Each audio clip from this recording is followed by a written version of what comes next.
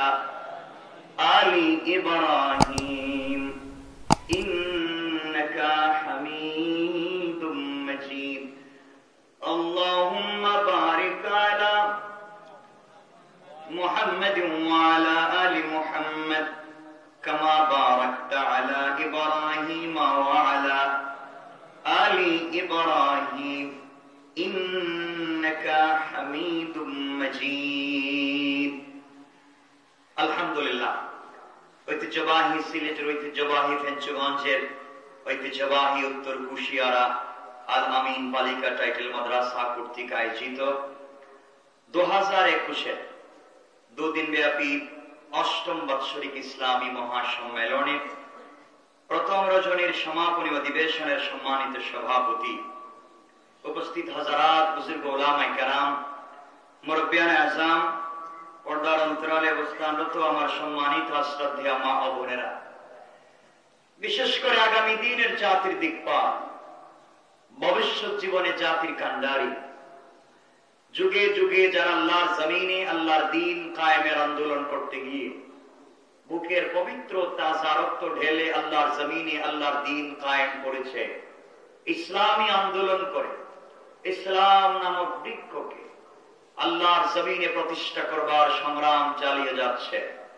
আমার কলিজার টুকরা, প্রাণের চেয়ে আপন ছাত্র, তরুণ, যুবক বন্ধুগণ, আলোচনার শুরুতে আমার পক্ষ থেকে সকলকে আন্তরিক মোবারকবাদ, শুভেচ্ছা জানিয়ে আল্লাহ পাক রব্বুল ইজ্জত ওয়াল জালালের শাহী দরবারে শুকরগুজার হচ্ছি যে আল্লাহ আমাদের সকলকে সমাজের এই ক্রান্তি লগ্নে, রাষ্ট্রের এই কঠিন সময়ে আমাদের সকলকে দ্বীনের এক মজলিসে একত্রিত করেছেন। অন্তরের সবটুকু ভালোবাসার আবেগকে উজাড় করে শ্রদ্ধা জড়িত কণ্ঠে শুকরগুজার হচ্ছি, আওয়াজ করে পড়ছি আলহামদুলিল্লাহ। আর একটু জোরে আওয়াজ করে পড়ে আলহামদুলিল্লাহ। আমি কোরআনে কারীমের 30 নম্বর পারা 94 নম্বর সূরা সূরা আল ইনশিরাহ তেলাওয়াত করেছি। এই সূরাটা মক্কা অবতীর্ণ হয়েছে। এই সূরার আয়াত হচ্ছে 8টা। এই সূরা তেলাওয়াত করেছি খুব সংক্ষেপে। সূরার মূল বিষয়টা আপনাদের সামনে উপস্থাপন করবার চেষ্টা করব ইনশাআল্লাহ। তো আপনারা শুনতে রাজি আছেন? সবাই বলেন ইনশাআল্লাহ। আল্লাহ রাব্বুল ইজ্জত ওয়াল জালাল আমাদেরকে পৃথিবীতে দিয়েছেন, মনে রাখবেন, রব কারো ধর্মীয় অংশ নয়। আল্লাহ কোন ব্যক্তির, কোন গোষ্ঠীর বা ধর্মের নয়। আল্লাহ হচ্ছেন সকলের। আল্লাহ বলছেন তিনি হচ্ছেন রব্বুল আলামিন, আসমানের রব, জমিনের রব, গোটা সৃষ্টির রব। কে? কথা বলেন। হিন্দুদের রব কে? বলেন না কেন? বৌদ্ধদের রব কে? ইহুদি খ্রিস্টানদের রব কে? আস্তিক নাস্তিক সকলের রব কে? আলেম যারা আছেন তাদের রব কে? আলেম যারা না তাদের রব? সকলের রব আল্লাহ। সকলের সৃষ্টিকর্তা আল্লাহ। আল্লাহ যেমন সকলের, কোরআন সকলের। কোরআন কোন ব্যক্তি ও কিতাব নয়, কোন ধর্মীয় গ্রন্থ নয়। কোরআন হচ্ছে সকল সৃষ্টির সমস্যার সমাধানের জন্য সংবিধিবদ্ধ একটি সংবিধান।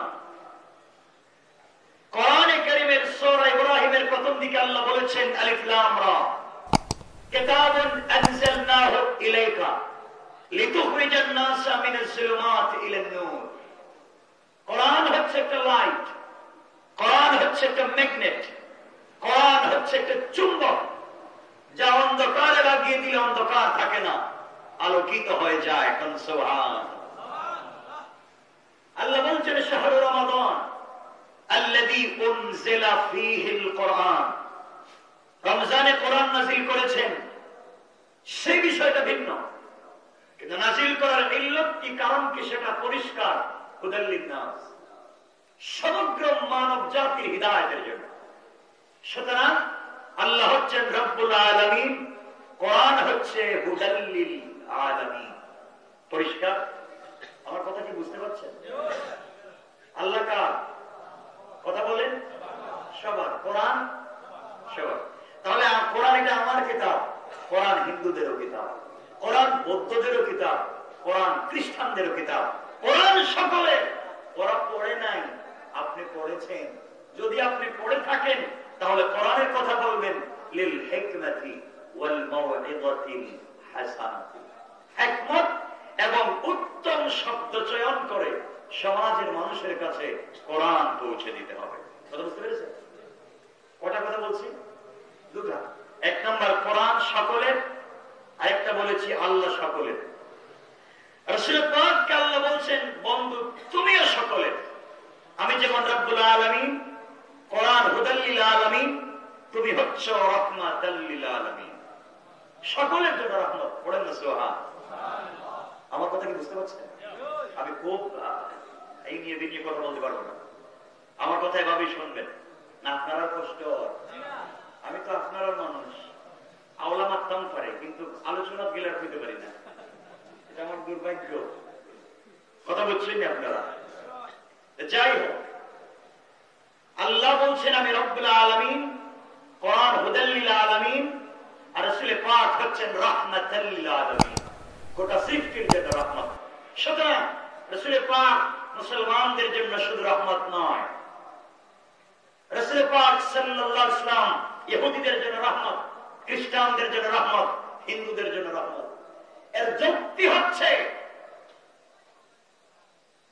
তিরমিজি শরীফের হাদিস, হানাফি মাযহাবের বড় ইমাম আল্লামা ইমাম আবু বকর জাসসাস রাহমাতুল্লাহি আলাইহি আহকামুল কোরআন লিল জাসসাস ব্যাখ্যা দেন। তিনি বলছেন যে কোন মুসলিমের বাড়ির কাছাকাছি যদি কোন হিন্দু, বৌদ্ধ, ইহুদি, খ্রিস্টানের বাড়ি থাকে, অবশ্যই সেই মুসলিমের নামাজ পড়া যেমন ফরজ, সকল ধর্মের মানুষের স্বাধীনতা এবং তার সার্বভৌম রক্ষা করা তেমন ফরজ। কথা বলেন না কেন? এর অর্থ এটা নয় আপনি সাম্প্রদায়িক দাঙ্গা সৃষ্টি করে, জ্বালাও পোড়াও করে হিন্দুদের ঘর জ্বালিয়ে দাও, খ্রিস্টানদের বাড়ি জ্বালিয়ে দাও, দেশ মুসলমানদের আর কারো না, এই কথা বলার অধিকার পৃথিবীর কেউ আপনাকে দেন। কথা বলেন না কেন? এই দেশ শুধু মুসলমানদের নয়, এই দেশে রক্তের সাথে শুধু মুসলমানদের রক্তের ফোঁটা মিশে আছে বলা যাবে না। এই দেশে হিন্দুরা বসবাস করছে, ইহুদিরা বসবাস করছে, খ্রিস্টানরা বসবাস করছে, তাও আদমের সন্তান হিসাবে আমার ভাই, ধর্মীয় ভাই নয়। সুতরাং অসাম্প্রদায়িক রাষ্ট্র, অসাম্প্রদায়িক বিশ্ব নবীর আদর্শ প্রতিষ্ঠা করতে হলে কোন মুসলমান হিন্দু, বৌদ্ধ, খ্রিস্টান, ইহুদিদেরকে নির্যাতন করতে পারে না। কথা বলেন না কেন? এজন্য জ্বালাও পোড়াও, সব জ্বালিয়ে দাও, পুড়িয়ে দাও, হিন্দুদের বাড়িঘর থাকবে না, মন্দির থাকবে না, এই কথার অধিকার আপনাকে কে দিয়েছে? আপনি যদি হিন্দুদের মন্দিরে আঘাত করেন, প্রেগড়ে আঘাত করেন, গির্জা আঘাত করেন, তারাও একদিন ঘুরে আপনার মসজিদে আঘাত করতে পারে। কথা বলছেন না কেন? আমার কথা বুঝবেন। আমরা অসাম্প্রদায়িক বিশ্বনবী চাই। আল্লাহ বলছেন লাকাদ কানা লাকুম ফি রাসূলিল্লাহি উসওয়াতুন হাসানা। আমার পরে সারা দুনিয়ার সকল নবীদেরকে যে আদর্শ দিয়েছি, সকল আদর্শ সন্নিবেশিত করে বিশ্বনবীকে দিয়েছি। সুবহানাল্লাহ। আপনাদের জানা মতে বিশ্বনবী কোন খ্রিস্টানকে মেরেছেন? কথা বলছেন না কেন? ইহুদিকে আঘাত করেছেন? কারো বাড়ি জ্বালিয়ে দিয়েছেন? কারো মন্দিরে ঢিল মেরেছেন? মরেন নাই। এজন্য মুসলমানরা এই কাজ করতে পারে না।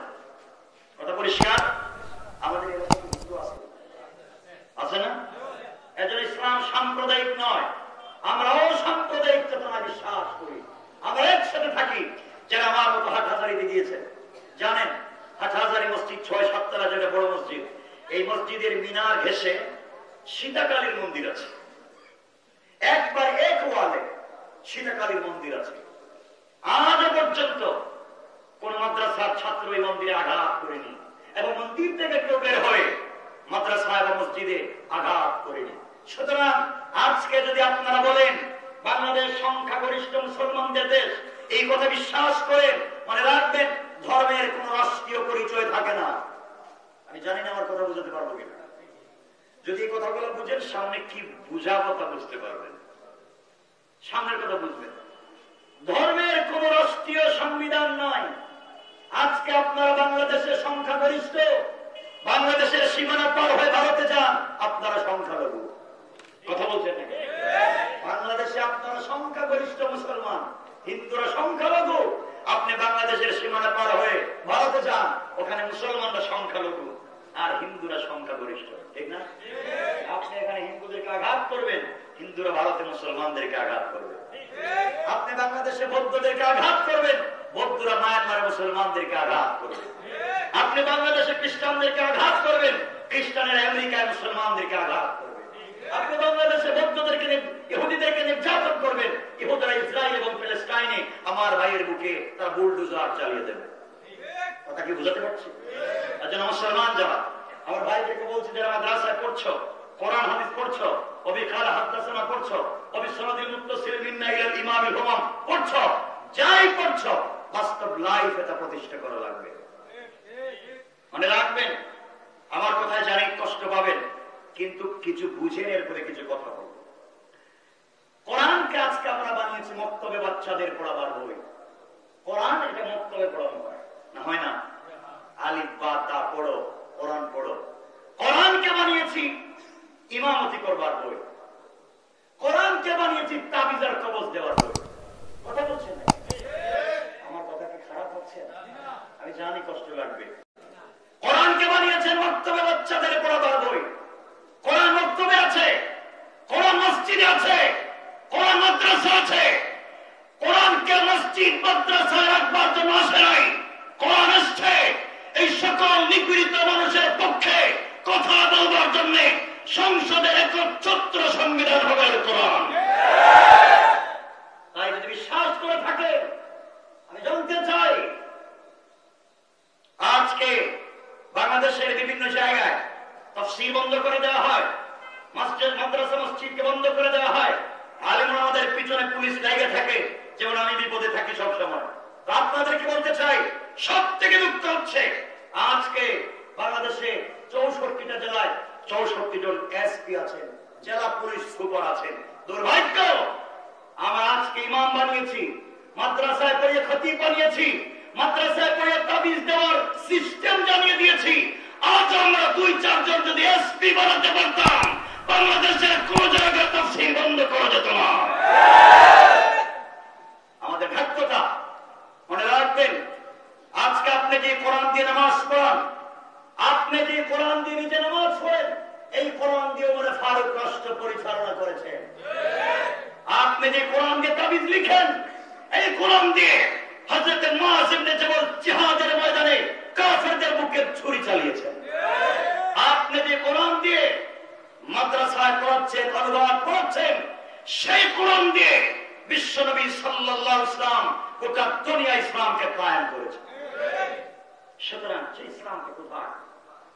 আমি 1450 বছরের আগের ইসলামের কথা বলছি। আজকে আপনাদের কাছে জানতে চাই, রাসূলের জামানায় আইন বিভাগ ছিল না? কথা বলছেন না? ছিল না? ওই আইন বিভাগ চলতো কি দিয়া? তাহলে বোঝা গেল আইন বিভাগে কোরআন দিয়ে বিচার করার মতো লোক ছিল। কথা বলছেন না কেন? বাংলাদেশে আইন বিভাগ আছে, জজ কোর্ট, হাইকোর্ট, সুপ্রিম কোর্ট আছে।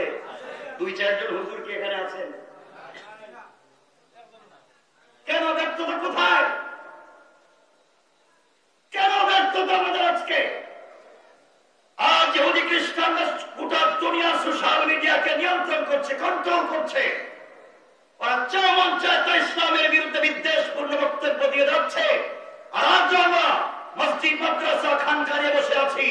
আপনাদেরকে বলছি, শুনে রাখবেন মুসলমান, আজকে যদি রাষ্ট্রের সর্বোচ্চ জায়গায় কোরআন না থাকে, খানকা থাকবে না, মসজিদও থাকবে না। আমি জানি কথাগুলো বোঝাতে কষ্ট হবে, একটু সময় নিচ্ছি। কষ্ট হবে না তো আপনাদের? সামনে গেলে বোঝাতে পারবে। আমি একটা উদাহরণ আপনাদেরকে দিচ্ছি কথাগুলো বোঝার জন্য। ডোন্ট মাইন্ড, মাইন্ড করবেন না। আমি কোন ধর্মীয় উস্কানি বক্তব্য দিতে পছন্দ করি না, কারণ আমি জানি আমি কোথায় আছি, কোন বিপদে আছি। বুঝতে পেরেছি? সেটা আমার কথা বুঝবেন কি বোঝাতে চাই। একজন আমাদের এই এলাকায় ঢাকায় বাস আসে না, কদমতলী টার্মিনালে তো আমাদের বাসের কাউন্টার গুলা, একটা বাস আমাদের সিলেট থেকে ঢাকা যাবে, কথা মনে বুঝেন নেই? একটু হাত উঠে দেখান কারা কারা ঘুমাচ্ছেন। আলোচনা তো শুরুই করিনি, কারণ আমি যখন কথা বলি দীর্ঘ সময় পর্যন্ত কথা বলি। যে সোরা পড়েছি এই সোরার মূল বক্তব্য বুঝার কথাগুলো শুনবেন। একটা গাড়ি যাবে, বুঝবেন যুবক ছাত্র ভাইদেরকে বলছি, অন্ধভক্ত হয় না। তোমার টিচার, তোমার প্রফেসর, আমরা যখন ফরেন সায়েন্সে পিএইচডি করছিলাম, আমাদের পিএইচডি অ্যাডভাইজার যিনি প্রফেসর থাকেন, আমরা তাদের সঙ্গে ইজিলি কথা বলি। আমরা যখন অনার্সে পড়েছি তখন আমরা তাদের সঙ্গে ইজিলি কথা বলতে পারতাম, কিন্তু আমরা যখন মাদ্রাসায় পড়ি তখন হুজুরদেরকে যথেষ্ট সম্মান করি, কিন্তু এত সম্মান করি হুজুরকে ইজিলি কিছু জিজ্ঞাসা করতে পারি না। কথা বলছেন না কেন?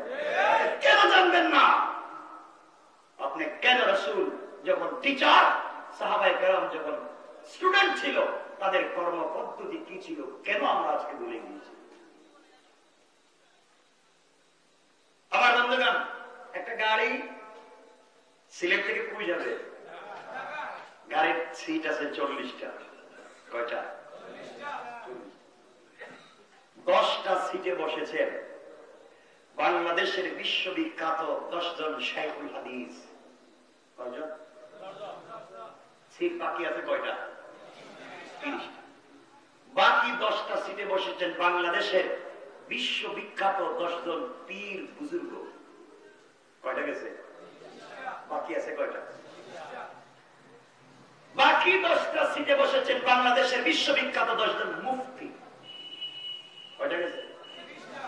বাকি আছে কয়টা? বাকি 10টা সিটে বসেছেন বাংলাদেশের বিশ্ববিখ্যাত 10 জন খতিব। কয়টা গেছে?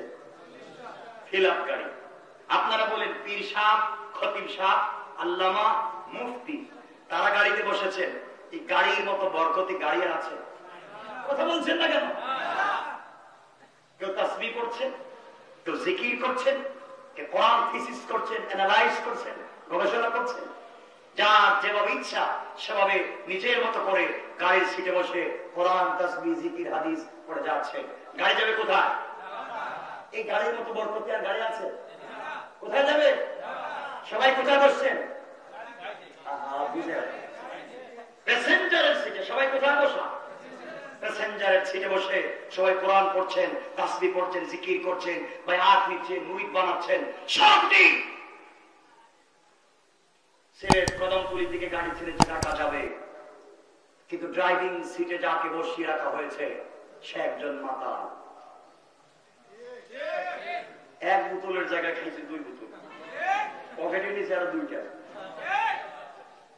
আমি জানতে চাই, এই গাড়ি সিলেট কদমতলী থেকে ছাড়বার পরে ভৈরব ব্রিজে যাওয়ার পরে ড্রাইভার গাড়ি মেইন হাইওয়েতে না চালিয়ে খাদে ফালায় দিছে। গাড়ি ডুবে গিয়েছে, টুকরো টুকরো হয়ে গিয়েছে, গাড়ি ভেঙে গিয়েছে, সব লাইট অফ হয়েছে, কিন্তু প্যাসেঞ্জারের কিছু হবে না। কথা হবে না? হবে না। কোন হবে? হবে? হবে না। কি যে মুশকিল। হবে কেন? পীর সাহেব বসছে না?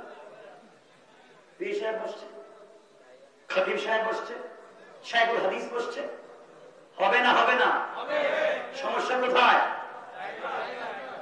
বুঝা গেল শুধু 40টা প্যাসেঞ্জারের সিটে বসে তাসবিহ পড়লে গাড়ি ঢাকা পর্যন্ত যাবে না, আগে ড্রাইভিং সিটের মাতালকে পাল্টাতে হবে। ঠিক করে বলে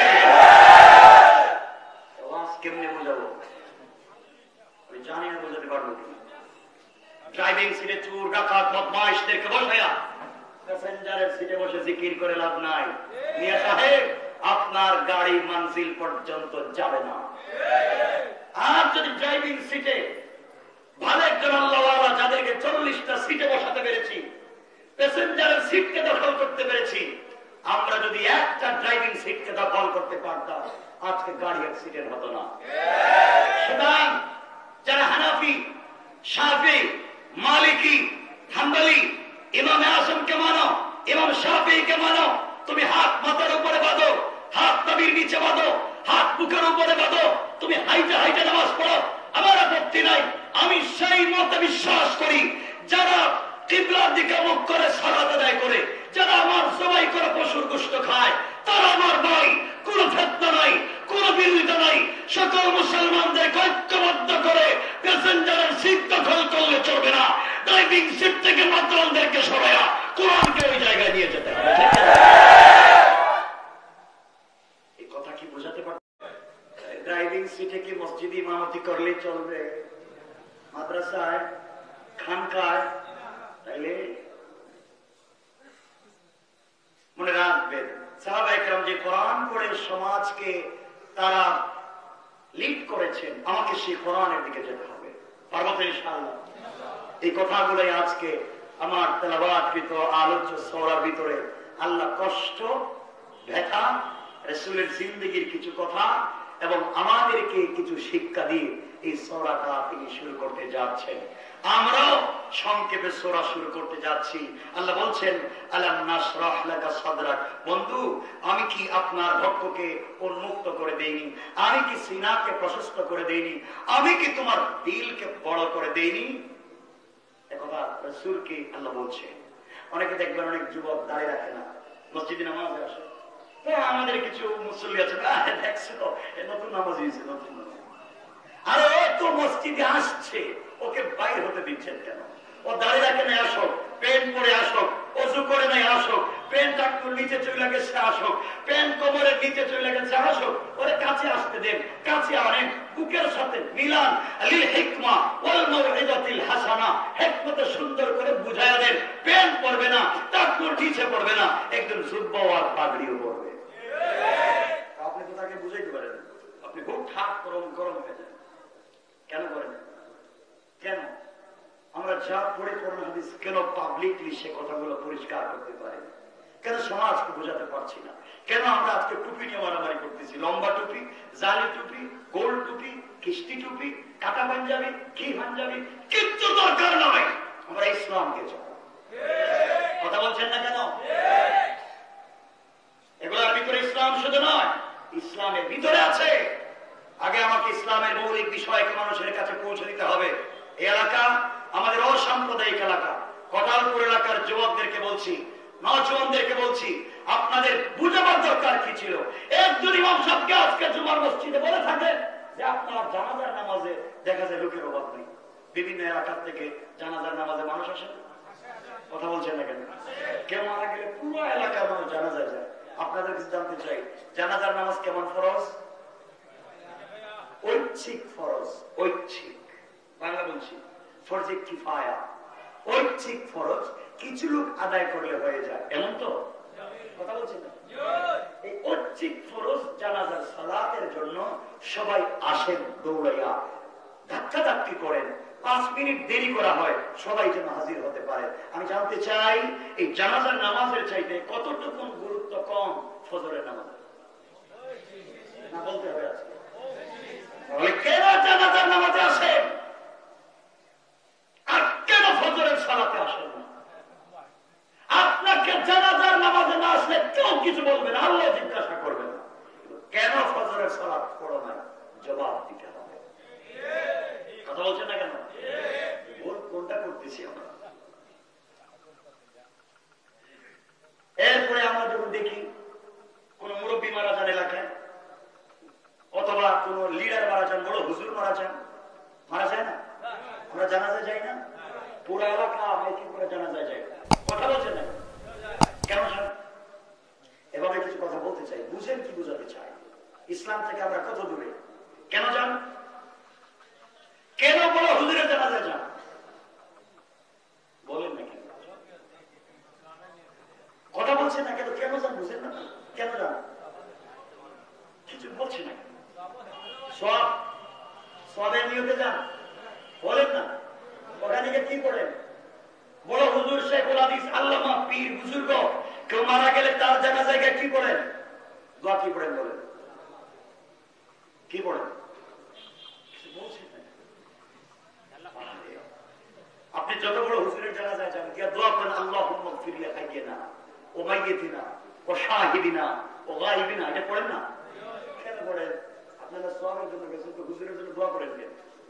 আপনি তো উল্টা দোয়া করতেছেন, আল্লাহ আমরা হাজির, আমরা যারা গায়ব, হুজুরে যা ভুল করছে সব কিছু মাফ করে দেব। তো তোমার লাভ কি? তুমি তো আরেকজনের জন্য মাফ চাইবে। কথার উত্তর কি দিচ্ছেন না? আপনি দিয়েছেন সওয়াবের নিয়তে, আপনার উপকার, দোয়া করেন আরেকজনের জন্য। তো মাইকিং করে তো তার লাভ হয়েছে, সবাই আসো আর আমার জন্য দোয়া করার মতো বিপদে আছে, তো আপনার লাভ কি? মিয়া সাহেব বুঝেন নাই, এই জায়গায় ভুল করছে। আমরা যাদের জানাজায় হাজির হই, এই বড় বড় মানুষ যদি মারা যায়, এদের জানাজায় না যায়, আমাদের কোনো ক্ষতি নাই। কিন্তু একটা মাসুম নাবালিগ বাচ্চার জানাজায় তো যাইও না, এলান হয় না, এক দুইজন মিলে জানাজা পড়াইয়া দেয়। নিমক খারাপ, তুমি আমি নিমক খারাপ। নাবালিগ বাচ্চার জানাজায় তো যাই না, এলান দেই না, অথচ নাবালিগ বাচ্চার জানাজায় গিয়ে আপনি কি করেন বলেন? বলেন, বলি আপনি আল্লাহুম্মা জাআলহু লানা, এরপরে কি বলি? শাফিআন। এর অর্থ কি? এর অর্থ কি? জানি না, বুঝি নাই, ভুল জায়গায় যায়। শাফিআন ওয়া মুশাফফা, আল্লাহ তোমার সামনে মাসুম ফেরেশতাকে নিয়ে হাজির হয়েছি, কিয়ামতের দিনে তাকে আমাদের জন্য শাফাআতকারী বানাও, সুপারিশকারী বানাও, তার ওসিলা নিয়ে আমাদের জন্য তোমার কাছে দোয়া চাইলাম। সুবহানাল্লাহ বলেন। কোনদিন দেখছেন শাফিআন ওয়া মুশাফফার মানে কি? ছোট বাচ্চারা জানাজায় গিয়ে বলতেছি, আল্লাহ একটা মাসুমকে নিয়ে আসছি, ও ফেরেশতা, আল্লাহ তার ওসিলায় তুমি আমাকে মাফ করো, তার কারণে আমাকে জাহান্নাম থেকে বাঁচাও। এখন বলেন তো কার জানাজায় যাওয়া আমাদের বেশি দরকার? আমার ওয়াজ ভুল হইতেছে। ইসলামটা কোন জায়গায় শিখতেছি, কোথায়? আজকে বিভিন্ন জায়গায় মসজিদে বাচ্চারা আসেন, আমাদের, আমি আমার এলাকার কথা বলছি, এটা রাগ করবেন না তো কেউ? এলাকার মধ্যে মসজিদে বাচ্চারা আসেন, ছোট ছোট বাচ্চারা আসে, বাচ্চারা তো আসে সবে বেড়াতে, এই রমজানের 2-4 দিন আসে, করে তেমনি আসে না। তো আমরা একটা সিস্টেম করে দিচ্ছি, বাচ্চারা আসে, মসজিদে আসলো, আমরা দেখে পিছনে যাও, পিছনে দাঁড়াও, চিল্লাচিল্লি করবে না, আর যদি কেউ চিল্লায় নামাজ ভেঙে পাই, তোর বাবাকে না, তোর বাড়ি কোন লোকতে গেছিস, কথা বলছে না, করে দেখো তোর বাপকে আজকে শিখানো, তোর নামাজ পড়েছি, বাপ কই, বাপ তোর পায়ে ধরে জিন্দিগিতে আমি আসবো না, ওর ছেলে আসবো না, ঠিক বললাম না? কেন বাচ্চাকে কেন মসজিদ থেকে বাইর করছেন? আরে তুমি আর আমি মুনাজাত করলে 100% কবুল হতেও পারে, নাও হতে পারে।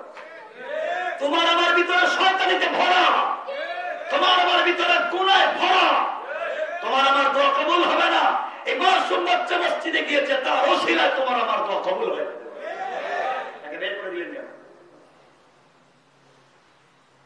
এরপরে বাচ্চারা, বাবা পিছনে যাও, আসো পিছনে যাও। কেন, তোমার সমস্যা কি বাবা? তুমি ওরা পিছনে দিচ্ছ কেন? তুমি যাও না কেন? এখানে 3টা হাদিস বুখারী, 3টা হাদিস বাইহাকিতে, একটা এসেছে হযরত আনাস ইবনে মালিক আল-আনসারী riwayat। তিনি বলছেন রাসূল পাক সাল্লাল্লাহু আলাইহি ওয়াসাল্লাম মসজিদে নববীতে সালাত আদায় করছেন, ইমামতি করছেন। ইমামকে বিশ্বনবী, ইমামকে মুসল্লি সাহাবায়ে কেরাম।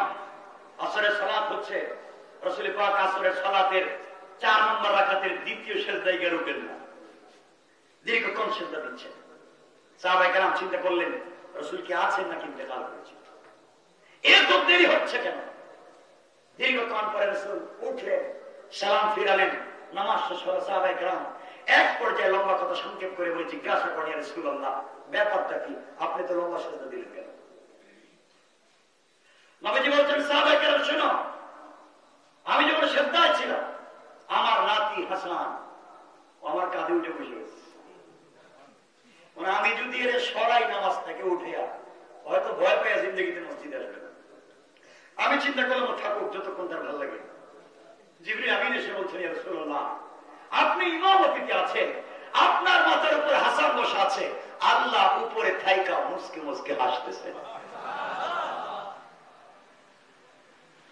দীর্ঘক্ষণ পর্যন্ত ছিল। তো কেন আপনি আমি বাচ্চাদের সাথে এটা করি কেন? বাচ্চারা মসজিদে যাবে, ইমাম সাহেবের লুঙ্গি ধরে টান দিবে, গ্লাস ভাঙবে, ফ্যানের সাথে খেলাধুলা করবে, আপত্তি আছে কেন? বলেন না। সৌদি আরবের মসজিদে গিয়েছেন কেউ? তুরস্কের মসজিদে গিয়েছেন? বাচ্চারা মসজিদে খেলে। আপনারা বাচ্চাদেরকে সিনেমা হলে যাইতে বাধা দিতে পারেন না, মার্কেটে যাইতে মেয়েদেরকে বাধা দিতে পারেন না, কিন্তু মসজিদে আসতে বাধা দেন। কথা বলছেন না কেন?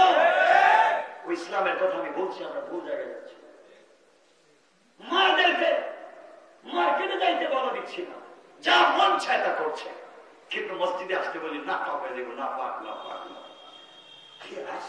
কি শুনছি আমরা? এজন্য আজকে এই কথাগুলো রাসূল পাকের জিন্দেগি থেকে আমি শোনাতে চাই। আমার মুসলমান বন্ধুগণ, কবির মনোযোগ। আল্লাহ রাব্বুল ইজ্জত ওয়াল জালাল এই দুনিয়ার জমিনে বিশ্বনবী সাল্লাল্লাহু আলাইহি ওয়াসাল্লামকে প্রেরণ করলেন দুনিয়ার মানুষের কল্যাণের জন্য, মানুষের মানবতা প্রতিষ্ঠার জন্য। বিশ্ব নবীকে আল্লাহ পৃথিবীতে প্রেরণ করলেন আর জানাইয়া দিলেন, বন্ধুরে তোমাকে দারোগা বানাইয়া পাঠাই নাই, দুনিয়ার জমিনে তোমাকে লাঠি হাতে দিয়া পাঠাই নাই, তোমাকে আমি বলে দিয়েছি তোমার কাজ হচ্ছে মানুষের কাছে পৌঁছে দেওয়া, আমার সত্য কথাগুলোকে পৌঁছে দাও। আর আমি আল্লাহ বলে দিয়েছি, ইন্নাকা লা তাহদি মান আহবাবতা, আপনি যাকে চাইবেন তাকে ভালোবেসে মুহাব্বত করে জান্নাতে নিতে পারবেন না, হেদায়েত দিতে পারবেন না। হেদায়েত দেওয়ার মালিক একমাত্র একচ্ছত্র অধিকার আমি আল্লাহ। সুতরাং দুনিয়ার জমিনে কার জন্য আপনি এত কষ্ট করলেন? শুনে রাখবেন মুসলমান, একদিন দেখবেন লন্ডনী বাড়ি আছে, লন্ডনী সাহেব নাই, চৌধুরী বাড়ি আছে, চৌধুরী সাহেব নাই, খান বাড়ি আছে, খান সাহেব নাই। আপনি চিন্তা করতে পারলেন না একদিন এই দুনিয়ার জমিনে আপনার বাড়ি থাকবে, থাকবেন না আপনি এই দুনিয়ার জমিনে, আপনি থাকবেন না। যার জন্য জিন্দেগি কাটিয়ে দিচ্ছেন, সন্তানের জন্য, স্ত্রীর অর্নামেন্টস জুয়েলারির জন্য, মা বাবার পিছনে জিন্দেগি নষ্ট করে দিচ্ছেন, প্রবাসের জীবনে জিন্দেগি কাটাইয়া দিচ্ছেন, সারাদিন ব্যবসা বাণিজ্য নিয়ে ব্যস্ত আছেন, মা বাবাকে আল্লাহকে ভুলে গিয়েছেন, দুনিয়ার জমিনে আল্লাহর কথা মনে পড়ে না। যুবক তোমাদেরকে বলছে শোনো, অনেক যুবক আছে প্রেম করো, আছে না? কথা বলে প্রেম করে। যুবক তোমাকে বলছি, তুমি যার সঙ্গে প্রেম করো হয়তো তার চামড়াটা স্টাইলিস্ট, অনেক ডিজাইন করা, এক্সট্রা অর্ডিনারি করা, তবে স্মার্ট একটা চাহনি তার চেহারা। যুবক তুমি জানতে পারো নাই ওই মেয়েটা যদি ইন্তেকাল করে 32 ঘন্টা যাওয়া লাগবে না, এর আগে তার চামড়া থেকে বের হয়ে যাবে পোকা। আমি বন্ধুদেরকে বলছি শোনো রে, তুমি যে যুবকের প্রেমে পড়েছ, যার জন্য জিন্দেগি নষ্ট করে দিচ্ছ, তুমি জানো না ভুল জায়গায় প্রেম করেছো। এই যুবক একদিন তোমাকে হয়তো ভুলে যেতে পারে, ইন্তেকাল করবে, তোমাকে মনে রাখবে না, মোবাইল চেঞ্জ করবে, অন্য সিম দিয়ে অন্য কারোর সঙ্গে কথা বলবে। আল্লাহ রাব্বুল ইজ্জত ওয়াল জালাল বলেছেন, গোলাম রে তোমরাও ভালোবাসো, আমি আল্লাহ ভালোবাসি। আমি আল্লাহ ভালোবেসে এত বেশি ভালোবাসতে শিখেছি, 1 লক্ষ বার গুনাহ করবার পরে গোলাম যদি তওবা করো, আমি আল্লাহ তোমাকে মাফের ওয়াদা দিলাম। কিন্তু আজকে সেই রবকে চিনি না, আজকে আমরা সেই রবকে চিনি না। আমার বন্ধুগণ বলতে চাই শোনো, আজকে যখন আমরা নামাজ শুরু করি, আল্লাহর কাছে জমিন বলে আল্লাহ এই জমিনটা ভেঙে দেই, ইদা সুলসিলাতিল আরদু সিলসালাহা, আল্লাহ জমিনে বসে তোমার নাফরমানি করে, জমিনে বসে অন্যায় করে, জমিনে বসে হারাম খায়, জমিনে বসে সুদ খায়, জমিনে বসে ব্যভিচার করে, জমিনে বসে মিথ্যা কথা বলে, গীবত শিকায়াত করে, চুরি করে, অন্যায় করে, আল্লাহ তুমি বলো জমিনকে ভেঙে দেই। আল্লাহ বলেন জমিন ভাঙ্গিস না, থাম। আসমান বলে আল্লাহ আসমানকে ভেঙে দেব, আল্লাহ তো ভাঙ্গিস না। ইসরাফিলকে আল্লাহ আমি কি সিংহায় ফোক দিব, গোটা দুনিয়াকে ভেঙে চুরমার করে দেব। আল্লাহ বলে ভাঙ্গিস না, আমি চাই যেন জমিটা টিকে থাকে। আল্লাহ কেন?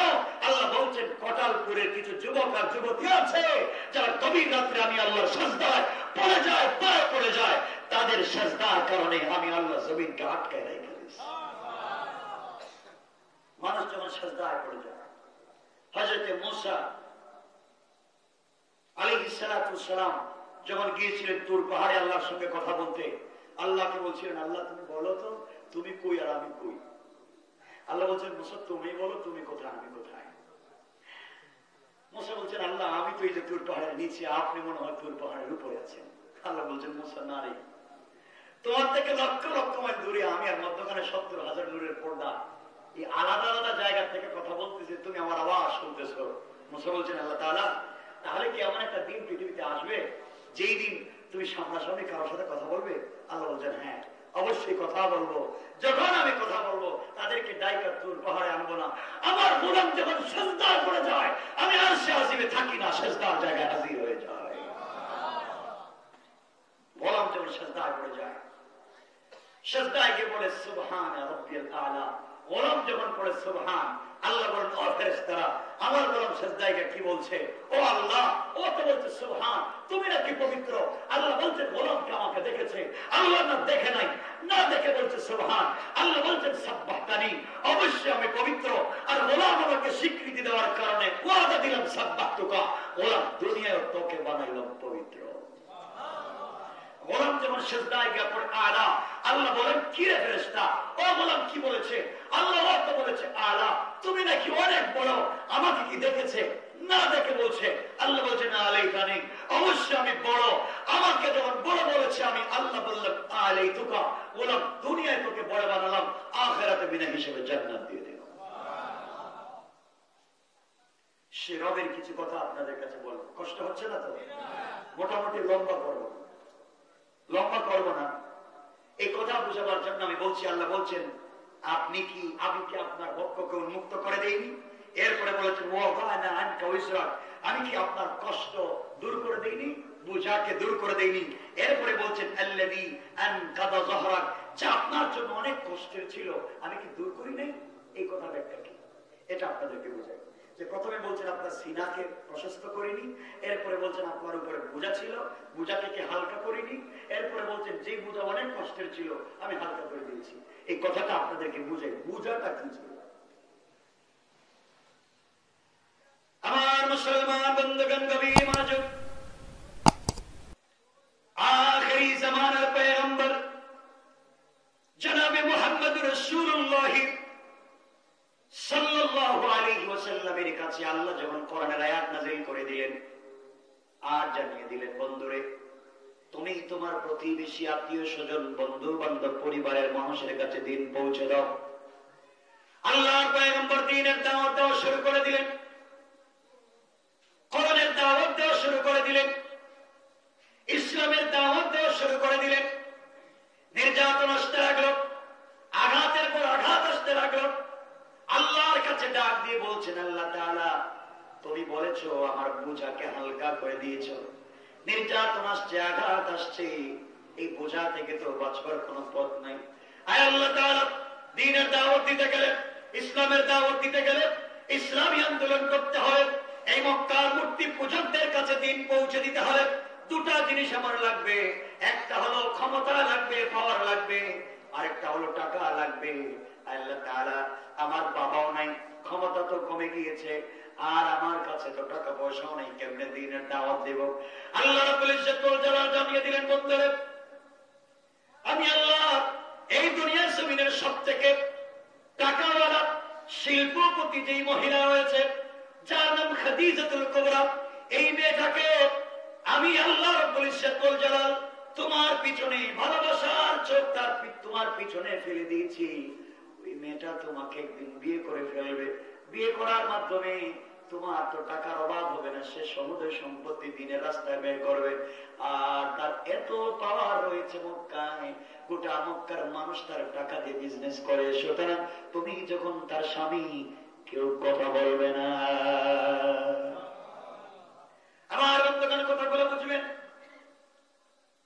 এক পর্যায়ে সংক্ষেপ কথা, খাদিজাতুল কুবরাকে বিয়ে করলেন, সমুদ্রের সম্পত্তি দিনের রাস্তায় ব্যয় করে দিতে লাগলেন।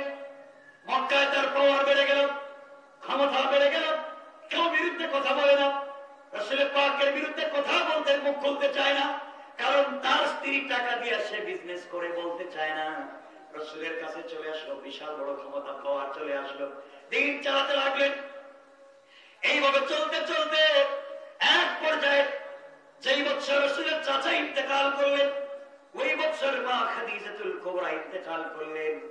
রাসূল পাক আল্লাহর কাছে বলেন, আল্লাহ তাআলা আপনি বলেছেন আমার বোঝা হালকা করেছেন খাদিজার বিয়ের মাধ্যমে, তার সম্পদ দিনের রাস্তায় ব্যয় করার মাধ্যমে তুমি বোঝাকে হালকা করে দিয়েছো। আয় আল্লাহ তাআলা, আজ খাদিজা নাই, আমার চাচাও নাই, এই মক্কায় দেখবার মতো আমার কেউ নাই। দুনিয়ার জমিনে মক্কায় দাওয়াতের বেলায় বাহিরে আঘাতপ্রাপ্ত হয়েছি, নির্যাতনের শিকার হয়েছি, ঘরের দরজায় এসে একবার খাদিজা বলে ডাক দিয়েছি, খাদিজার সাথে সাথে ঘরের দরজা খুলে দিয়েছে, আমাকে জড়াইয়া কপালে চুম্বন করে মুচকি যখন হাসি দিয়েছে, আমি বিশ্ব নবী গোটা দিনের কষ্ট গুলাকে 1 মিনিটে বলে যায়। আয় আল্লাহ তাআলা, আজ এই খাদিজা আমার ঘরে নাই। যে চাচা আবু তালেব জিন্দা ছিলেন, মক্কার কোন মানুষ কথা পর্যন্ত বলতে পারে নাই, আজ আমার চাচাও নাই, আমার স্ত্রীও নাই, বাহিরে গেলে আমাকে সাপোর্ট দেওয়ার মতো কেউ নাই, ঘরে আসলে আমাকে সান্ত্বনা দেওয়ার কেউ নাই। আল্লাহ তাআলা আপনি বলেছেন বোঝা হালকা হয়েছে, আমি দেখতেছি এবার আমার ঘরে বাহিরে বোঝা তো বেড়ে গিয়েছে, ঠিক না? বোঝা বেড়ে গিয়েছে, আপনি বলেন হালকা হয়েছে, কথাগুলো বুঝেন। বোঝা বেড়ে গিয়েছে। আল্লাহ তাআলা আমি আর মক্কায় থাকতে পারবো না, এবার তায়েফের দিকে চললাম, নানার বাড়ির দিকে চললাম, ওখানে গেলে হয়তো কিছু শান্তি পাবো, ভালোবাসার লোক পাবো। বিশ্বনবী সাল্লাল্লাহু আলাইহি ওয়াসাল্লাম তায়েফের দিকে যেতে লাগলেন। ঘটনা আপনারা জানেন, ঘটনা বলবো না, কি বলতে চাই শোনেন। বিশ্বনবী তায়েফের দিকে যেতে লাগলেন। এরপরে যাওয়ার পরে মানুষের কাছে তিনি বললেন, আসসালাম আসসালাম, ইসলাম কবুল করো, শান্তিতে থাকতে পারবা। আর কোন ওয়াজ করেন নাই, নসিহত করেন নাই। যুবক ভাইরা, তোমাদেরকে বলছি, যারা কলেজে পড়ো, ইউনিভার্সিটিতে পড়ো, ইংলিশ মিডিয়ামে পড়ো, ইউরোপ আমেরিকা যেতে চাও, কথা বলার দিল দিয়ে শোনো, কি বোঝাতে চাই। তুমিও মরে যাবে একদিন, আমিও মরে যাবো, কেউ দুনিয়ার জমিনে থাকবো না। কিন্তু আল্লাহ তাআলা বলে দিয়েছেন, গোলাম রে, দুনিয়ার জমিন থেকে বিদায় নিয়ে আসবার আগে তুমি জানো আমি কেন কোরআন দিয়েছি, কেন বিশ্ব নবীকে তোমাদের কাছে প্রমোট করেছি, কেন বিশ্ব নবীকে নির্যাতনের শিকার হতে দিলাম, বুঝে আসো। আমার মুসলমান বন্ধুদের, এক পর্যায়ে বিশ্ব নবী তায়েফে গেলেন। আমার নবী শুধু দ্বীনের দাওয়াত দিলেন, মানুষটাকে নির্যাতন করলো, আঘাত করলো, রক্তাক্ত করলো। তায়েফের 3 জায়গায় রাসূলের বডির থেকে রক্ত পড়েছে, এখনো দাগ দেওয়া আছে। আমার বন্ধুগণ, এমন জায়গায় বিশ্বনবী অজ্ঞান হয়ে পড়ে গেলেন। রশ্মি দিয়ে হাত পা বেঁধে তাকে পাগল পাগল বলে টানা হেঁচড়া করা হলো। এরপরও বিশ্বনবী দিন ছেড়ে দেন নাই। আজকেও মুসলমানদের উপরে নির্যাতন আসতে পারে, বুলেট আসতে পারে, জেল জুলুম হতে পারে, কোরআন থেকে সরানো যাবে না। আমার বন্ধুগণ, কথাগুলো শোনেন। আল্লাহ রাব্বুল ইজ্জত ওয়াল জালাল বলেছেন, কাফেররা কৌশল করবে দিন পিছু মুছে দেওয়ার জন্য, কাফেররা কৌশল করবে ইসলামকে মুছে দেওয়ার জন্য, মাদ্রাসা বন্ধ করে দেওয়ার জন্য। আল্লাহ রাব্বুল ইজ্জত ওয়াল জালাল কোরআনে কারীমের ভিতরে বললেন, ওয়া মাকারু ওয়া মাকারা আল্লাহ। তারা কাফের চতুর্দিকে আমি নিক্ষেপ করবে একদিকে, অন্যদিকে কাফেররা আমাকে আঘাত করে ফেলবে। আল্লাহ তাআলা বললেন, বন্ধুরে তুমি আমার কৌশল জানো না, তুমি যখন নিক্ষেপ করতে চাইবা, তুমি মনে করেছো এক জায়গায় নিক্ষেপ করেছো, আমি আল্লাহ সবার চুকে চুকে ফেলে দেওয়ার জিম্মাদার। কোন সুবহানাল্লাহ। আমার বন্ধুদের সঙ্গে বিশ্বনবী চলে গেলেন মদিনায়। একদিন আল্লাহ বললেন, বন্ধুরে ওই দিন যে তোমাকে বলছিলাম কঙ্কর মারো, তুমি তো একদিকে নিক্ষেপ করেছো, চতুর্দিকে কাফেরদের চোখে কেমনে পড়ে গিয়েছিল তুমি আমাকে বলো। আল্লাহ তাআলাকে বিশ্বনবী বলছেন, আল্লাহ তাআলা আপনি জানেন কেমনে গিয়েছে। আমার আল্লাহ বললেন, ওমা রামাইতা ইদ রামাইতা ওয়ালাকিন্নাল্লাহা রামা। আল্লাহ জানিয়ে দিলেন, বন্ধুরা তুমি নিক্ষেপ করেছো, একদিকে তুমি মনে করেছো তুমি নিক্ষেপ করেছো, নিক্ষেপ করার সময় তোমার শুধু হাত ছিল না, ওটা আমি আল্লাহর কুদরতের হাত হয়ে গিয়েছে। আর আমি আল্লাহ আমার হাতে সকল কাফেরদের চোখে পৌঁছে দিয়েছি। সুবহানাল্লাহ। আল্লাহর কৌশল হচ্ছে এমনই, বিশ্বনবী রক্তাক্ত হলেন, তায়েফের মধ্যে অজ্ঞান হয়ে গেলেন। বেগ করে যখন আসবেন চিন্তা করলেন বাড়িতে যাব না, বাড়িতে গেলে মানুষ আমাকে আঘাত করবে, নির্যাতন করবে, এখন আমি কোথায় যাব? রসুলের কাপড় ছেঁড়া, রসুলের পাঞ্জাবি ছেঁড়া, রসুলের জুতা মোবারক ছেঁড়া, শরীরের মধ্যে দাগ লেগে আছে। বিশ্বনবী সাল্লাল্লাহু আলাইহি ওয়াসাল্লাম চিন্তা করলেন, আজ আমি চলে যাই উম্মে হানির বাড়িতে। উম্মে হানির বাড়িতে বিশ্বনবী গেলেন, ওই জায়গায় পৌঁছে গেলেন। আর ওই জায়গায় যাওয়ার পরে গভীর রাত্রে আমার নবীর ঘুম আসে না। মানুষ যখন নির্যাতনের শিকার হয়ে একা একা হয়ে যায়, অনেক কষ্টের স্মৃতি মানুষের মনে পড়ে যায়, পিছনের ব্যথার কথা মনে পড়ে যায়। বিশ্ব নবীর মনে পড়ে গেল, আহারে আল্লাহ রাব্বুল ইজ্জত ওয়াল জালাল তো আমাকে বলছিলেন, এরপরে আয়াতে আল্লাহ বলছেন ওয়ারাফানা লাকা যিকরাক, বন্ধু আমি আল্লাহ কি আপনার সম্মানকে সমুন্নত করে নেই, উচ্চ করে নেই। আমার বিশ্বনবী আল্লাহকে বলছেন, আল্লাহ তাআলা একবার আপনি বলেছেন আমার কষ্ট দূর করেছেন, আবার বলেছেন আমার সম্মান বাড়িয়েছেন। কেমন সম্মান আপনি দিয়েছেন, কেমন কষ্ট দূর করেছেন। আমার চাচা মারা গিয়েছে, আমার স্ত্রী মারা গিয়েছে, তাইফে যাওয়ার পরে আমি নির্যাতনের শিকার হয়েছি। সম্মান বলতে আমার কিছু নাই, মর্যাদা বলতে কিছু নাই। এ কথাগুলো বলে বিশ্বনবী কষ্ট পাচ্ছেন। এই কষ্টের সময়ে বন্ধু তো ওই বন্ধুর নাম, মানুষ যখন কষ্ট পায় তখন প্রিয় বন্ধুর কাছে যায় আর বন্ধু সান্ত্বনা দেয়। এখন ঠিক কিনা? আমার বন্ধুগণ এমন সবাই আল্লাহ জিবরিল আমিনকে পাঠিয়ে দিলেন। জিবরিল আমিন হাজির হয়ে বলেন, ইয়া রাসূলুল্লাহ আপনি উঠুন, আমার সঙ্গে চলুন। কোথায় যাব? একটু চলুন না, হাতিমে কাবায় যাই, জমজমের কূপের কাছে যাই। বিশ্বনবীকে ওই জায়গায় নিয়ে গেলেন, শোয়া দিলেন, বুকটা কাটলেন, কি যেন বের করলেন, আর জমজমের পানি দিয়ে ভালো করে ধুইলেন, ইলম এবং হিকমত দিয়ে ভিতরে ঢুকিয়ে দিলেন। এই কথাটা আমার আল্লাহ আমার তেলাওয়াতকৃত প্রথম আয়াতে বলছেন, আলাম নাশরাহ লাকা সাদরাক, বন্ধু আমি কি তোমার সিনাকে বিদীর্ণ করে দেই নাই, ইলম এবং হিকমত দেই নাই? আল্লাহ ইলম এবং হিকমত দিলেন, জমজমের পানি দিয়ে পরিষ্কার করলেন। এবার জিবরিল আমিন বলছেন, ইয়া রাসূলুল্লাহ আপনি জানেন কি আপনাকে কি করা হলো? এখন কোথায় যাবেন? না আমি জানি না। আল্লাহ বলেছেন আপনি নাকি কষ্ট পেয়েছেন। আল্লাহ বলছেন আপনি কষ্ট পেয়ে কান্না করেছেন। এবার আল্লাহ বলেছেন, বন্ধুরে আর কষ্ট দিবে না, এবার আপনাকে নিয়ে যাওয়া লাগবে বাইতুল মুকাদ্দাস, আমি নিয়ে যেতে চাই। আল্লাহ বলেছেন আপনাকে সম্মান দিয়েছেন, আপনি নাকি সম্মান বুঝে পান নাই, বুঝেন নাই, আল্লাহ নিয়ে যেতে চায়। আমার বন্ধুগণ যেই কথা বুঝাতে চাই সামনে কথাগুলো বুঝেন। বিশ্বনবী আবার যেতে লাগলেন বাইতুল মুকাদ্দাসের দিকে। আগে থেকে আল্লাহ আদম থেকে ঈসা নবী পর্যন্ত সকল পয়গম্বরদেরকে একত্রিত করে রেখে দিয়েছেন ওই জায়গায়। বিশ্বনবী হাজির হয়ে গেলেন। লম্বা কথা সংক্ষেপ করে বোঝাতে চাই। এক পর্যায়ে কেউ বলছেন আদম সফিউল্লাহ আপনি ইমামতি করেন, কেউ বলছেন ইব্রাহিম খলিলুল্লাহ আপনি ইমামতি করেন, কেউ বলছেন ঈসা রূহুল্লাহ আপনি ইমামতি করেন, কেউ বলছেন মুসা কালিমুল্লাহ আপনি ইমামতি করেন। জিবরিল আমিন বলছেন, ওগো আল্লাহ তাআলা এই মুহূর্তে কে ইমামতি করবে, কাকে এই মুহূর্তে সম্মান দেওয়া হবে? আল্লাহ রাব্বুল ইজ্জত ওয়াল জালাল বলে দিলেন, জিবরাইল আমি আল্লাহ যাকে বিশ্ব নবী বানিয়েছি আজকে তাকে সবার সামনে আমি আল্লাহ সম্মান দিতে চাই। আল্লাহ জানিয়ে দিলেন, বন্ধুরা হাজির হয়ে যান, সকল নবীদের সামনে দাঁড়িয়ে ইমামতি করেন। বিশ্ব নবী দাঁড়িয়ে গেলেন, সকল নবীদের সামনে দাঁড়িয়ে ইমামুল আইম্মা ইমামুল মুরসালিন বিশ্ব নবী ইমামতি করলেন। আল্লাহ বলেন, বন্ধুরে ওয়াফানা লাকা যিকরাক, আমি যে বলছিলাম তোমার সম্মান সমুন্নত করেছি, সহ্য করেছি, এই মুহূর্তে আমি আল্লাহ আদম থেকে ঈসা নবী পর্যন্ত সকল নবীকে মুসল্লি বানাইয়া তোমাকে ইমাম বানাইয়া আমি আল্লাহ সবার সামনে তোমার সম্মান বাড়াইয়া দিলাম। আল্লাহু আকবার। সম্মান পাবেন, সম্মান পেলেন। এবার বিশ্বনবী বলছেন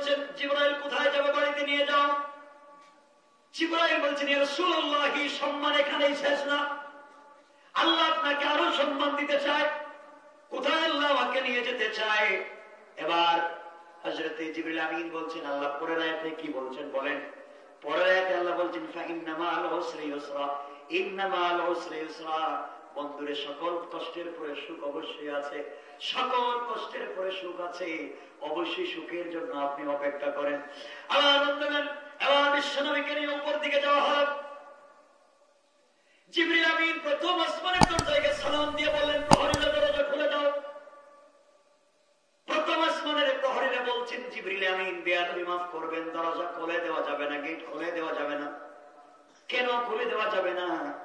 আপনি জানেন না আল্লাহ তাআলা দুনিয়া যেই দিন তৈরি করেছেন, প্রথম আসমান যেই দিন বানিয়েছেন, ওই দিন থেকে প্রথম আসমানের দরজা থেকে নিয়ে একবারে আল্লাহ রাব্বুল ইজ্জতুল জালাল যেই চেয়ারে বসেন আরশ পর্যন্ত আল্লাহ লাল গালিচা বিছায়া ডিজাইন করে, ডেকোরেশন করে, অর্নামেন্টস দেয়া সুন্দর করে রাস্তাগুলোকে সুন্দর করে রেখে দিয়েছেন। জান্নাতুল ফিরদাউস থেকে সাদা কাঁচা ফুল এনে ছিটিয়ে দিয়েছেন। দারুস সালাম থেকে আল্লাহ রাব্বুল ইজ্জত ওয়াল জালাল বেশকে আম্বর এনে রেখে দিয়েছেন। ওই রাস্তা, ওই দরজা খুলে দেওয়া যাবে না। এই দরজা দিয়ে একজন যাবেন, তিনি হলেন বিশ্বনবী। আল্লাহু আকবার। ওয়া রাফা'না লাকা যিকরাক, বলছি সম্মান কার নাম? জিবরিল আমিন বলছেন, প্রহরীরা শোনো, যে নবীর কথা তোমরা বলছো, যে বিশ্ব নবীর কথা তোমরা বলেছো, যার জন্য আল্লাহ এত সম্মান দিয়েছেন, এই বিশ্ব নবী এই মুহূর্তে আমার সাথে আছেন। তোমরা দরজা খুলে দাও। বিশ্ব নবী দরজা খোলা হলো, ঢুকলেন। ঢোকার পরে বিশ্ব নবী মুসকে মুসকে হাসতেছেন। তার চেহারা হাসলে টুল পড়ে যায়, ওই জায়গায় লাল হয়ে যায়, লম্বা কপালটা ঘনত্ব হয়ে যায়। এবার বিশ্ব নবী হাসতে শুরু করলেন। জিবরিল আমিন বলছেন, ইয়া রাসূলুল্লাহ, আপনি হাসেন কেন, কি হয়েছে? এবার জিবরাইল বললেন, জিবরাইলকে বিশ্ব নবী বলছেন, জিবরাইল, আমি এই জন্য আসছি, আল্লাহ আমাকে এত সম্মান দিবেন, এত ভালোবাসবেন জানি না। আমি প্রথম আসমানে এসে দেখলাম যত জায়গায় আল্লাহর নাম, তত জায়গায় আমি বিশ্ব নবীর নাম। আমার এই জন্য আনন্দ লাগতেছে আজকে, আল্লাহ আমাকে তো সম্মান দিয়েছে। আর যত ডেকোরেশন করেছে, ডিজাইন করেছে, সকল ডিজাইনের এক পার্শ্বে আল্লাহর নাম, অপর পার্শ্বে আমি বিশ্ব নবীর নাম। কোন সুবহানাল্লাহ। এবার চলতে লাগলেন বিশ্ব নবী। মধ্যখানের ঘটনা বোঝাতে চাই না, উপরে উঠতে লাগলেন, সকল আসমান পার হয়ে চলে গেলেন। আল্লাহ রাসূল সাল্লাল্লাহু আলাইহি ওয়াসাল্লাম এবার জান্নাতুল ফিরদাউসে পৌঁছে গেলেন। জান্নাতুল ফিরদাউসে পৌঁছে এবার নবীজি শুনেন কে যেন কোরআন তিলাওয়াত করতেছে।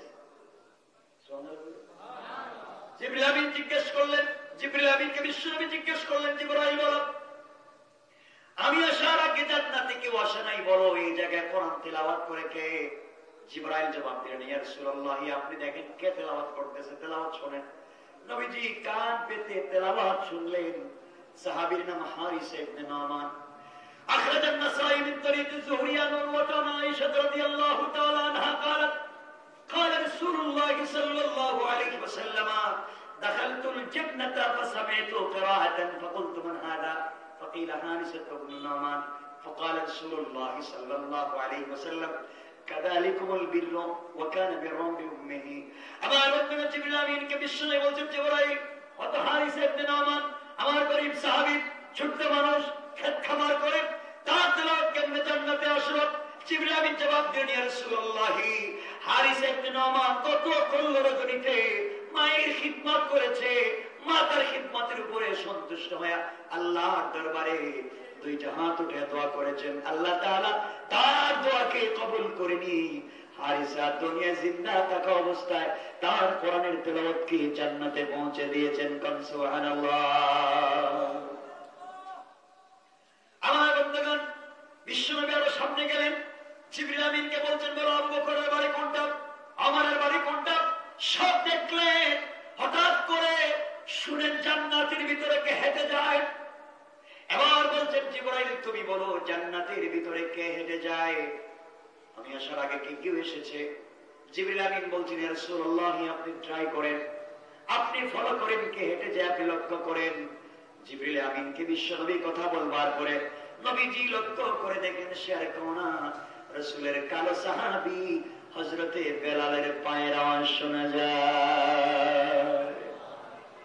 বিশ্বনবী চিৎকার করে বলছেন, জিবরাইল আমি আসার আগে এই জায়গায় কার কেমনে বেলালের পায়ের আওয়াজ আসলো? জিবরিল আমিন জবাব দিচ্ছেন, ইয়া রাসূলুল্লাহ, বেলাল আল্লাহর কাছে দোয়া করেছে, আল্লাহ তাআলা এই দুনিয়ার জমিনে যেই নবীর জন্য এত কষ্ট করেছি, এই নবীকে কোথাও যেন একা একা যেতে না হয়, আমাকে নিয়ে যেতে যেন পারে। জান্নাতে যদি যে আমাকে যেন নিয়ে যায়, কোথাও গেলে যেন আমাকে না রেখে যায়। আল্লাহ তাআলা বেলালের দোয়াকে এত কবুল করেছে। ইথিওপিয়া যার বাড়ি, নাকের সেন্টার ঠিক নাই, ঠোঁট মোটা, পা ফাড়া, ইথিওপিয়া যার বাড়ি, চোখ মোটা, ছোট ছোট কালো মানুষ, এমন একটা লোক আল্লাহ এতটুকুন ভালোবেসে ফেলেছেন, দুনিয়ার জমিনে জিন্দা, কিন্তু আল্লাহ তাআলা তার পায়ের হাঁটার আওয়াজকে কোট করে রেকর্ড করে জান্নাতের ভিতরে রেখে দিয়েছেন। কোন সুবহানাল্লাহ। এবার নবীজি উঠতে লাগলেন, উপরে উঠতে উঠতে চলে গেলেন সিদরাতুল মুনতাহায়। সিদরাতুল মুনতাহায় যাওয়ার পরে আমার নবী এবার গেলেন, একবারে গিয়ে দেখেন সিদরাতুল মুনতাহা, সিদরাতুল বড়ই গাছ, ফুল গাছ, ইন্তেহা মানে শেষ, মুনতাহা শেষ প্রান্তরের। ওই জায়গায় যাওয়ার পর রাসূল তাকে দেখেন বড়ই ধরে আছে, এক একটা বড়ই মটকার মতো বড় বড়, আর এক একটা পাতা হাতির কানের মতো মোটা মোটা। আমার বন্ধুগণ, বিশ্বনবী ওই জায়গায় গিয়ে তো জুড়ে জুড়ে হাসতেছেন, যেন তার সামনের দাঁত বের হয়ে যায়। জিবরিল আমিন বলছেন, রাসূলুল্লাহ এবার হাসেন কেন? বিশ্বনবী বলছেন, জিবরাইল হাসি এই জন্য, ওখানে এসে দেখি এত কম দেখলাম বিল্ডিং আল্লাহ তৈরি করেছেন, জান্নাতের গেট তৈরি করেছেন আমার নাম দেয়া, আর সিদরাতুল মুনতাহা এসে দেখি বড়ই গাছের পাতায় পাতায় আমার নাম লিখে দিয়েছে। আল্লাহু আকবার। ওয়ারফা'না লাকা যিকরা। বন্ধু, তোমাকে তো সম্মান দিয়েছি আমি। সম্মান দিয়েছেন কে? কথা বলেন, কে দিয়েছেন? এতগুলো বিশ্বনবী দেখলেন। সংক্ষেপ করে করে বলছি, বিশ্বনবী এত কিছু দেখবার পরে এবার সবকিছু ঘুরে ঘুরে দেখলেন, যত জায়গায় আল্লাহর নাম, অত জায়গায় বিশ্বনবীর নাম, ডিজাইন করা জান্নাতের গেটে বিশ্বনবীর নাম, লাইটের মধ্যে রাসূলের নাম, সব দেখবার পরে এবার হঠাৎ করে জিবরিল আমিন বলছেন, ইয়া রাসূলুল্লাহ আপনি এখানে দাঁড়ান। বিশ্বনবী দাঁড়িয়ে গেলেন। জিবরাইল বলছেন, পয়গম্বরে আরবি, আমার কাছে পাসপোর্ট আছে, আমার কাছে ভিসা আছে, সব ঠিক আছে, কিন্তু রাস্তা দিয়ে যাওয়ার পারমিশন আমার নাই, রোড পারমিট নেই, আমি যেতে পারবো না। ইয়া রাসূলুল্লাহ ওখান থেকে আপনি একা একা যাবেন, আমি এখানে থেকে গেলাম। বিশ্বনবী ডেকে ডেকে বলছেন, জিবরাইল ঘর থেকে তুমি ঘুম থেকে উঠে আমাকে নিয়ে এসেছো, ওই জায়গায় তুমি আমাকে একা ফেলে নিয়ে চলে যাও না, আমাকে কমপক্ষে সাথে করে নিয়ে যাও। জিবরিল আমিন বলছেন, ইয়া রাসূলুল্লাহ আপনাকে যেখানে দাঁড় করিয়ে রেখে দিয়েছি, ওই জায়গা থেকে যেই রাস্তা আরশে মুআল্লা পর্যন্ত গিয়েছে, ওই রাস্তাটা আল্লাহ পাক নিজের কুদরতের হাতে তৈরি করে নিজের হাতে ফিটিং করে দিয়েছেন। ওই জায়গায় আমি যেতে পারবো না, ওই রাস্তা দিয়ে যাবেন কেবলমাত্র আপনি। কোন সুবহানাল্লাহ। ওয়ারফা'না লাকা যিকরা। এবার নবীজি দাঁড়িয়ে আছেন, জিবরিল আমিন চলে আসলেন। আপনারা ভালো করে জেনে থাকবেন, মানুষ যখন একা হয়, মানুষের দিলের ভিতরে কষ্টগুলা মনে পড়ে, পিছনের লাইফের কথাগুলা মনে পড়ে। ধনী মানুষ যখন গরিব থেকে ধনী হয় আর একা কখনো হয়ে যায়, তখন তার পিছনের লাইফের কথা মনে হলে তার কষ্ট লাগে, ব্যথা লাগে। আমার বন্ধুরা, বিশ্বনবীর মনে পড়ে গেল খাদিজার কথা। যদি খাদিজা বেঁচে থাকতো, আমার এত সম্মান দেখতো, আমার চাচা বেঁচে থাকলে দেখতেন এত সম্মান। আজকে আমি আল্লাহর সঙ্গে দেখা করতে যাচ্ছি, ওয়ারফা'না লাকা যিকরাক, আমি একটু পরে আল্লাহর সঙ্গে দেখা করব। আমার বন্ধুগণ, হঠাৎ চুপ পড়েছে পায়ের দিকে। বিশ্বনবী পায়ের দিকে তাকায় দেখে পায়ের জুতাগুলা ছেঁড়া, রক্ত লেগে আছে, জামাগুলো ছেঁড়া। তায়েফের মানুষের নির্যাতনের কথা নবীর মনে পড়ে গেল। আরে আমি আজকে কত সম্মান পাচ্ছি, কোথা থেকে কোথায় আসছি, আমার সঙ্গে তায়েফের মানুষ কি ব্যবহার করেছে, সব নবীজির মনে পড়ে গিয়েছে। হঠাৎ আমার নবীর মনে পড়লো, হারে এই জুতা নিয়ে কেমনে আমি কার্পেটের ভিতর উপরে উঠবো, আর এই জুতা নিয়ে কেমনে আরশে মুআল্লায় যাব। কারণ মনে পড়ে গেল মুসা কালিমুল্লাহর কথা। মুসা কালিমুল্লাহ আল্লাহর সঙ্গে দেখা করার জন্য তুর পাহাড়ে গিয়েছিলেন। আল্লাহ বলেছেন মুসারে ফাখলানা লাইকা ইন্নাকা বিল ওয়াদিল মুকদ্দাস তাওয়া। অবসাদ এটা পবিত্র উপত্যকা, এটা সম্মানী জায়গা, জুতা নিয়ে আসা যাবে না, স্যান্ডেল নিয়ে আসা যাবে না। জুতা খোলো, স্যান্ডেল করে তুমি উঠো। আমার নবীর মনে পড়ে গেল মুসাকে আল্লাহ জুতা নিয়ে ওই জায়গায় যেতে দিলেন না, আর আমি কেমনে জুতা নিয়ে আরশে মুআল্লায় যাব। বিশ্ব নবীর জুতা মুবারক খুলে রেখে দিয়েছেন। এমন সময় আওয়াজ আসছে, আওয়াজ আসলো কুদরত থেকে, আওয়াজ আসলো আমি বিশ্ব নবী আপনি জুতা খুলবেন না, আপনার পায়ের জুতা আপনি পায়ে দেন। আপনার পায়ের জুতা ছাড়া হতে পারে, জামা ছাড়া হতে পারে। আপনি আপনার জুতা মুবারক নিয়ে আপনি আরশে মুআল্লায় আসবেন। আপনার জুতার নিচে যে ধূলিকণা গোলা রয়েছে, আমি আল্লাহ এই ধূলিকণার দ্বারা আমার আরশে আজিমকে সম্মানিত করতে চাই। আল্লাহু আকবার। বন্ধু, শুধু তোমার সম্মান দেই নাই, জুতার সম্মান দিয়েছি। ওয়ারাফা'না লাকা যিকরাক। কথা কি বুঝতে পারতেছেন? আমি শুধু থাকে কেন কথাগুলো শুনে আলোক করবো না। আমার বন্ধুগণ, এবার রাসূলুল্লাহ চলে গেলেন আরশে মুআল্লায়। আল্লাহর সামনে বসছেন। সামনে বলতে কেমন সামনে জানেন? এই যে আপনারা যেমন বসছেন এমন না, আরো কাছাকাছি। আল্লাহ বলছেন তিনটা ব্যাখ্যা, সারাফির একটা ব্যাখ্যা দেন, সাহাবী একটা ব্যাখ্যা দেন। আমি ইমামে আযম নু'মান ইবনে সাবিদের একটা ব্যাখ্যা নিচ্ছি। হায়াতুল ফিকহে ইমাম শাফি আলাদা ব্যাখ্যা দিয়েছেন। এটার অর্থ এটা নয়। আল্লাহ বলছেন ফাকাবা কাউসাইনি আও আদনা, ধনুক বাঁকা করবে যত কাছাকাছি আসে, বিশ্বনবী এবং আল্লাহ সামনাসামনি বসে এমন কথা বলেছেন। সুবহানাল্লাহ বলেন। সম্মান কমছে না বাড়ছে? সামনাসামনি বসছেন, নবীজি এবং আল্লাহ সরাসরি দেখতেছেন, আল্লাহ বিশ্বনবীকে সরাসরি দেখতেছেন। কত কথা, কত কিছু মনে পড়তেছে। বন্ধুর সাথে বন্ধুর দেখা, যার সাথে প্রেম তার সাথে সরাসরি দেখা, সামনাসামনি দেখা।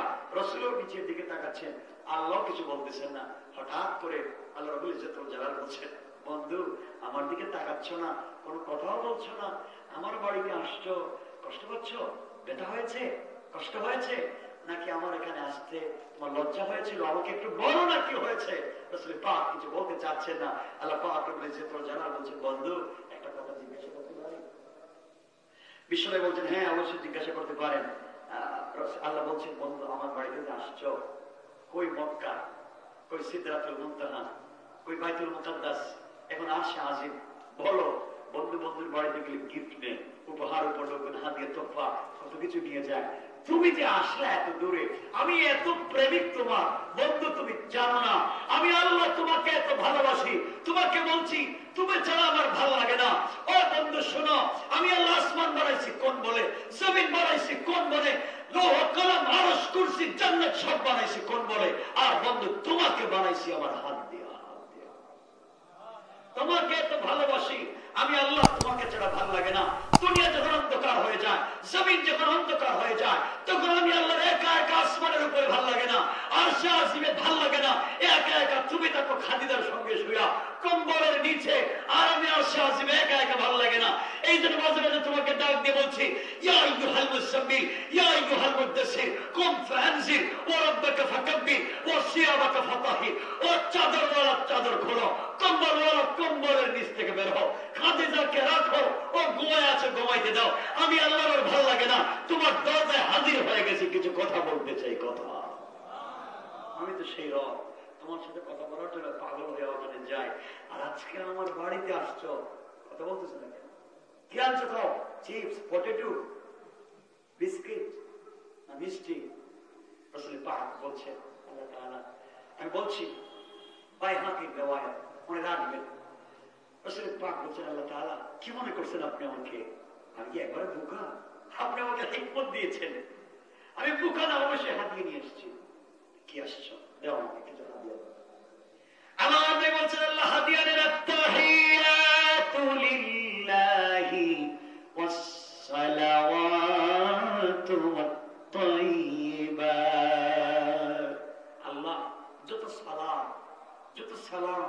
যত পবিত্রতা সব আজকে আপনাকে আমি উৎসর্গ করে দিলাম, হাদিয়া করে দিলাম। আল্লাহ খুশি না বেজার হবে? কথা বলছেন না? খুশি। আল্লাহ বলছেন আমি মহান খুশি, সব আমার জন্য। আসসালামু আলাইকা আইয়ুহান নবিয়্যু, ইয়া নবীনা আসসালামু আলাইকা আইয়ুহান নবিয়্যু, সালাম আমার পক্ষ থেকে রাসূল সালাম গ্রহণ করেন। সুবহানাল্লাহ বলেন। আল্লাহ নিজে সালাম দিচ্ছেন, নবীজি সালাম পাওয়ার পরে জবাব দেওয়ার কথা না? কথা বলছেন না? আমি জানি আপনাদের কষ্ট হচ্ছে, আমি রেখে দিব না, কথা শুনুন। লাস্টে এসছি, আমি আসছি কেন কথা বলার জন্য? এই যে দোয়া নিচ্ছি আপনাদের কাছ থেকে, ভাই অনেক কষ্ট দিয়েছি, কতবার টেলিফোন করেছি, কত কিছু বলেছি। শোনেন, যে কথা বলতে চাই, সালাম দিয়েছেন কে? সবাই বলতে হবে। উত্তর দিবে তো বিশ্বনবী। উত্তর না দিয়া ছিলেন এদিকে, হযরত আবু বকর রিওয়ায়াত আছে ডাইন দিকে ভাবে হয়ে গেছে। কথা বলছেন। আল্লাহ বলছেন বন্ধু কি হইল? অভিমান করেছ, সালাম দিলাম জবাব দিচ্ছ না কেন? আমার নবী দাঁড়িয়ে গেছে, চোখের পানি ছেড়ে দিয়েছেন। আর ডাক দিয়ে বলছেন আল্লাহ তাআলা আমি কেমনে আপনার সালামের জবাব দিব? আমাকে আপনি এত সম্মান দিয়েছেন, আপনার বাড়িতে এনেছেন, আপনার সামনে বসিয়েছেন, সব ঠিক আছে, এত কথা জিজ্ঞাসা করছেন, আমি ততক্ষণ পর্যন্ত সালামের জবাব দিতে পারি না। একটা বার আপনি আমার গুনাহগার উম্মতের কথা জিজ্ঞাসা করলেন না। আমার গুনাহগার উম্মতের কথা আপনি জিজ্ঞাসা করছেন, আমি আপনার সালামের জবাব দিতে পারি না। আমার গুনাহগার উম্মতের কথা আপনি একবার বললেন না, যার জন্য তায়েফে রক্ত দিছি, যার জন্য এত কষ্ট করছি, আপনি তাদের কথা জিজ্ঞাসা কেন করলেন? আমি জানতে চাই, তোমার নবী আশা আজলে গিয়ে তোমাকে ভুলে যায় নাই, আর তুমি কেমনে রাসূলের পাককে ঘুমের সময় ভুলে যাও? কেমনে তুমি ঘুম থেকে উঠে ভুলে যাও? কেমনে তুমি সেই রাসূলকে চিন্তা করো না? কেন তুমি সেই রাসূলকে অ্যানালাইজ করো না, গবেষণা করো না? আমার বন্ধুগণ, আল্লাহ বলছেন বন্ধুদের আমি কি করলে তুমি খুশি? আল্লাহ আমি সালামের উত্তর দিব তখন যখন আপনি আমার উম্মতের সালাম দিবেন। সুবহানাল্লাহ বলেন। আমি তোমার উম্মতের সালাম দিব, আনছি তোমাকে একা, আরে কোটি কোটি পাবলিকের কেমনে সালাম দিই? আল্লাহ আপনি কেমনে দিবেন আপনি জানেন। সালামের উত্তর না দিলে আমি কিন্তু আপনার জবাব দেব না। বন্ধু তো বন্ধুর সঙ্গে রাগ করলে যেভাবেই হোক রাগ তো ভাঙা দেওয়া। কথা বলছেন না? আমাদের দেশের বন্ধু না, আমাদের দেশের বন্ধু তো খাওয়া দাওয়ার সময় শুরু হয়ে যায়, ঠিক না? বন্ধুত্ব করে দোকানে থাকে আর রাত্রে যাওয়ার সময় দেখে যায় কেশ বাষ্প করে রাখছে। কথা বলছেন না কেন? এই হচ্ছে আমাদের কোয়ালিটি কন্ডিশন বা সিস্টেম। আমার বন্ধুগণ, আল্লাহর কাছে রাসূল পাক বলছেন রাসূলুল্লাহ আপনাকে বলছি আমি কি করতে হবে বলেন? রাসূল বলছেন আপনি আমার উম্মতকে সালাম দেন। আল্লাহ বলছেন তাহলে সবাইকে সালাম দিলেন, নেন সবার জন্য সালাম। রাসূল বলছেন কি সালাম দিলেন? দিলাম তো। আল্লাহ এটা হবে না, আমার যেভাবে সামনাসামনি দিছেন আমার উম্মতকে এভাবে সামনাসামনি দিতে হবে। সুবহানাল্লাহ বলেন। বাবা কি সম্মান! কিন্তু এলাকে আমি সালাম দেওয়ার জন্য এখন ঘরে ঘরে যাবো, একদিন কটালপুর, একদিন বকুল বাজার, একদিন ফেন্সুগঞ্জ, ঘরে ঘরে গিয়ে সালাম দিব। কেমনে দিবেন আপনি জানি না, কিন্তু সালাম সরাসরি দিতে হবে, নচেত সালামের জবাব আপনাকে দেব। মহাবিপদ। আল্লাহ বলছেন বন্ধু থেকে কি করা যায়? আপনি বলুন, সমাধানটা আপনি বের করুন। আল্লাহ বলছেন বন্ধু কথা দিলাম, তোমার উম্মত যখন জান্নাতে যাবে ওই জান্নাতে আমি আল্লাহ দারুস সালামের গেটে থাকবো দাঁড়াইয়া, আর তোমার উম্মত থাকবে বসা চেয়ারে। এক একটা চেয়ার জমিন থেকে আসমান পর্যন্ত উঠা, এই চেয়ারে বসে থাকবে তোমার উম্মত, আমি আল্লাহ থাকবো দাঁড়াইয়া দাঁড়াইয়া দাঁড়াইয়া তোমার উম্মতকে সালামের ওয়াদা দিলাম। সুবহানাল্লাহ। কথা ঠিক বলছে, আপনি কোন কথা মিথ্যা বলেন না, বিশ্বাস হইতেছে আপনি সালাম দিবেন। কিন্তু আমার দিলে মুতমাইন হচ্ছে না, প্রশান্তি পাচ্ছি না। একটা দলিল লাগবে, প্রমাণ লাগবে, লিখিত প্রমাণ লাগবে। কি লাগবে? লিখিত প্রমাণ। কেন চুক্তি করতেছেন আপনি সালাম দিবেন, একটা প্রমাণ লাগবে না? রাসূল বলছেন, রাসূলকে আল্লাহ বলছেন তুমি কি আমার কোনো বিশ্বাস করো না? বিশ্বাস তো করি, কিন্তু দিলে তো প্রশান্তি হচ্ছে না, তাইলে কি করা লাগবে? লিখিত লাগবে। আল্লাহ বললেন লিখিত দিলাম, ওয়াদা দিলাম, সব ঠিক। কোরআনের আয়াত নাযিল করে আল্লাহ বললেন তাহিয়াতুহুম ইয়াউমা ইয়ালকাউনাহু সালাম।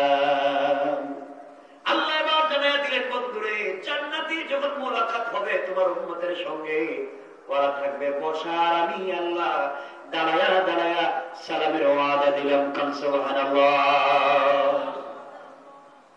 এবার রাসূল পাক সালামের জবাব দিলেন, সবার প্রতি আল্লাহ সালাম দিলেন, আসসালামু আলাইনা ওয়া আলা ইবাদিল্লাহিস সালিহিন। সবার প্রতি সালাম।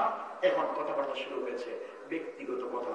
আমার বন্ধুগণ, রাসূলের সাথে গোপন কিছু কথা, বন্ধু দেখেন বন্ধুর সাথে কথা বলে চায়ের দোকানে বসে, হ্যাঁ বন্ধু ওই যে কথা তোমাকে বলছিলাম না, ওই কথাটা মনে আছে? কেউ বুঝে না, ওরা বুঝে বুঝে। ঠিক বললাম না? তো আল্লাহ তার রাসূলের সঙ্গে এভাবে গোপনে গোপনে ইশারা ইশারা কথা বলতেছেন, তাহা ইয়াসিন কাফা ইয়া আইন সাদ, এভাবে কথা বলতেছেন গোপনে গোপনে, কেউ বুঝতেছে না। আমার বন্ধুগণ, এভাবে কথা চলতে আছে আল্লাহর সাথে। এখানে 11টা কথা বলা হয়েছে। দুটা কথা হচ্ছে দুরূদ নিয়া, আর একটা কথা হচ্ছে কিয়ামতের ময়দানে কারো আমল নামা যদি একটা কম হয় অথবা সমান সমান হয়। কথা বুঝতেছেন? কারো আমল নামা যদি একটা নেক কম হয় অথবা সমান সমান, এই বেচারার কি অবস্থা, ওগুলো নিয়ে কথা বলা হচ্ছে। আসুন আমরা কথা সামনের দিকে নিচ্ছি, এখানে দিকে নিচ্ছি। কারণ রাসূল পাক আল্লাহর সঙ্গে আছেন, এখানে কথাবার্তা বলেন, আমরা আমাদের বাড়িতে চলে যাই। ঠিক আছে না? সবার হয়ে গেছে। আমার জন্য দোয়া করবেন, আপনাদের জন্য দোয়া থাকলো। রাসূল পাক এখন আছেন কোথায়? কথা বলছেন, কিছু বলেন না, কষ্ট দেয়। কোথায় আছে? আরে আমরা যে ওয়াজ করতেছি এই মুহূর্তে কোথায় আসে? আসবে না? এই যে ওয়াজ করলাম তখন রাসূল কোথায় আসছে? কথা বলেন না। দেখা করতে গেছেন কোথায়? আসবে। এখানে থাকো, আল্লাহর সঙ্গে কথাবার্তা বলো। অনেকদিন পরে গেছেন, কষ্ট পেয়ে গেছেন, বউ নাই, মা নাই, বাপ নাই, ছেলে নাই, এরপরে কেউ নাই, এত কষ্ট করে উপরে গেছেন। বন্ধুর সঙ্গে কিছু কথা বলেন, আমরা বাড়িতে চলে যাই। ওনার নামাইবার দরকার নেই, কারণ সবারটা হয়েছে, আপনাদের কষ্ট হচ্ছে আমি জানি। আর না হয় বোঝেন আপনারা, অনেক রাত্র হয়েছে। আমার জন্য দোয়া করবেন, আপনাদের জন্য দোয়া থাকবে। এখানে আলোচনা থাকবো, কারণ এখান থেকে বেক করার আলোচনা অনেক লম্বা। আসবেন শুধু শুধু আল্লাহর আজকে 2 হাত জোর করে বলছিলেন, একটু চিন্তাটাই তুমি পাবো, এই চিন্তাটা তুমি বাদ দাও। ইমামতি আর কি মাদ্রাসা গেল, এই চিন্তাটা শুধু বাদ দাও। তোমাকে রাষ্ট্রের জন্য কাজ করতে হবে, সমাজের জন্য। কারণ পরে একটা তাফসীরে যাচ্ছি না। আল্লাহ বলেন ফাইদা ফারাগতা ফানসাব, অবনবীজি আপনি যখন অবসর পান ফানসাব, পরিশ্রম করেন। কথা বলছেন? এরপরে ওয়াজের যাচ্ছি না, গেলে আপনারা আবার কষ্ট পাবেন। আল্লাহ বলছেন নবীজি দ্বীনের কাজ কইরা, ইমামতি কইরা, মাদ্রাসায় পড়া, তাবলীগ কইরা, তালিম দিয়া, জিহাদ কইরা যখন সময় পাইবেন ফানসাব, কি করেন? কাজ করেন। কি করেন? কাজ করেন, খান। কাজ করেন, খান, পরিশ্রম করে খাওয়া, এটা ভালো কাজ। এটাই ভালো, এটা হালাল পথ। শুধু ইমামতি, শুধু মসজিদ, শুধু মাদ্রাসা না। ব্যবসা বাণিজ্যের দরকার আছে না? বলছেন না কেন? শুধু এই যারা হুজুর মেয়েরা কি ব্যবসা করবো? ওলামায়ে কেরাম করেন। আপনি যখন ফ্রি হবেন ফানসাব, মানে কি? আল্লাহ ফানসাব বলছেন, কাজ করেন, কাজ করেন, পরিশ্রম করেন। আমরা এগুলোতে নাই, শুধু হাত পাবন দেবে বুঝে থেকে, এটা যেন না হয়। এরপরে বলছেন আপনাকে জবাব দেওয়া লাগবে। এরপরে বলছেন ওই রাহব বিজ্ঞাপন, আপনার পালনকর্তার প্রতি মনোনিবেশ করুন। কাজ করেন, ব্যবসা করেন, চাকরি করেন, আর পালনকর্তার প্রতি মনোনিবেশ করে পালনকর্তাকে মনে রাখবেন। মানে কাজ করতে গিয়ে যেন পালনকর্তাকে বুঝে না যায়। ঠিক আছে তো ইনশাআল্লাহ? মনে থাকবে তো ইনশাআল্লাহ? যে যেভাবে করে আমরা কাজ করবো, মাদ্রাসার প্রতি খেয়াল রাখবো। যারা মাদ্রাসায় করতেছে ভাই, টাকা পুরি রাখবে না দিলে। কারণ মনে রাখবা, একটা কথা বলে দিই, একটা কথা বলে শোনো, তোমার বন্ধু, তোমার প্রতিবেশী, তোমার এক ভাই তোমার কাছে খারাপ লাগে, এক আলেম তোমার কাছে খারাপ লাগে, তোমার চোখে তাকে ভালো লাগে না, কিন্তু মনে রাখবা জল, পানি, বুড়াও যদি হয়ে যায়, ডাস্টবিনের ময়লা পানিও যদি হয়, ওটা যদি পান করার কাজে নাও লাগে, আগুন নিবানোর কাজে কিন্তু লাগবে। পানি যদি ময়লা হয়ে যায়, পান না করলেও আগুন নিবানোর কাজে লাগবে। গাছ যদি বৃক্ষ হয়ে যায়, ফল যদি দিবেন না, ছায়া কিন্তু ঠিক মতোই দিবে। কথা বুঝতে পেরেছেন? হিংসা বিদ্বেষ আমরা দূর করে ফেলবো, একটা দিলকে বড় করবো, বিশাল একটা দিল করবো। আমি বলতে চাই ইমাম গাজ্জালী রাহমাতুল্লাহ আলাইহি একটা কথা বলছেন, পৃথিবীতে কিছু প্রাণী আছে শুধু মানুষের উপকার করে, শুধু উপকার করে। এই প্রাণীর নাম কি? গরু, ছাগল উপকার করে না, সামনেরও কাজে লাগে, ভিতরে যে ময়লা সেটা খেয়া ফেলে, তার গোবরটা দিয়েও সে কি করতেছে, গ্যাস বানাইতেছে, কাজে লাগতেছে না, শুধু উপকার করে। পৃথিবীতে আরো কিছু প্রাণী আছে শুধু ক্ষতি করে, যেমন সিংহ, সাপ, বিচ্ছু আছে না? পৃথিবীতে আরেকটা প্রাণী আছে মানুষের উপকারও করে না, ক্ষতিও করে। এবং গাজ্জালী বলে তুমি প্রথম প্রকারের যদি হইতে না পারো তাইলে তুমি দ্বিতীয় প্রকার হইও না। প্রথম প্রকার হও, মানুষের উপকার করো, আর না হলে তৃতীয় প্রকার হও, উপকারের যখন ক্ষতি করা দরকার। কথা বুঝতে পেরেছেন?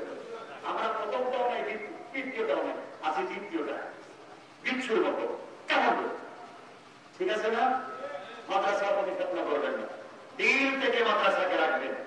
আমি আমার কথা বলছি, আল্লাহ আমাকে তো ভালো রাখছেন, রাখছেন না? কত ভালো রাখছেন। আমি চাই আমার এলাকার থেকে আরো অনেক উঠে আসবো, ওলামায়ে কেরামকে তাওয়াজিব দিবেন, আলেমরা আমাকে সম্মান করবেন। নওজোয়ান যুবক যারা আছে নামাজ পড়ে না, এদেরকে গালি দিবেন না, প্যান্ট পরে গালি দিবেন কেন? তোমার ভাই না, ওরা বুঝাবেন, বাঁকা চোখে তাকাবেন না। আপনি তাহাজ্জুদ করেন দেখা আর ও দেখতেছে নামাজ পড়েন দিয়ে গালি দিবেন না, ও মদ খায় আপনি গালি দিবেন না। মনে রাখবেন, যুবক ভাই তোমাকে বলছি, তোমার হাতে মধ্যে বোতল, আজান হয়েছে ওই অবস্থায় নামাজ পড়ো, গাঁজা খাইছো ওই অবস্থায় নামাজ পড়ো, ফেন্সিডিলের বোতল হাতে নামাজ পড়ো, সিনেমা হলে গিয়ে তো সিনেমা দেখতে আজান হয়েছে নামাজ পড়ো, ভুলে সিনেমা করে ফেলেছো আজান হয়েছে নামাজ পড়ো। ঠিক আছে তো?